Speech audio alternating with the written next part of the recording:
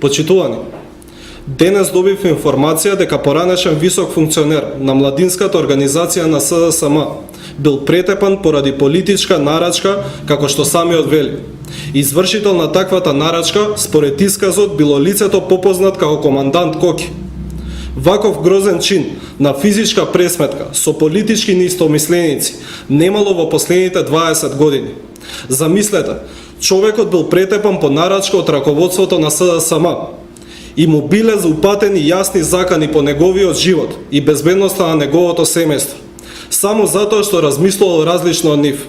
Денес Гордан Ѓорѓиев, како потпредседател на СДСМ, излегува на пресконференција и зборува за насилство. Тоа е дрскост и тоа е срамно однесување од страна на еден од членовите на највисокото раководство на СДСМ. Во последните години сведоци сме дека СДСМ се противи и ги омаловажува сите активности и превземени мерки од страна на МВР.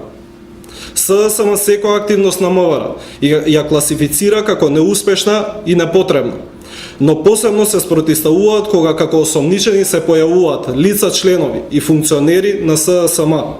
СДСМ и понатаму, грубо преку своите инсталации и инсталациите на Сорос Македонија, преку стипендијанти и медиуми, финансирани од оваа организација, продолжуваат да го злоупотребуваат случајот за убиството на Мартин Нешковски.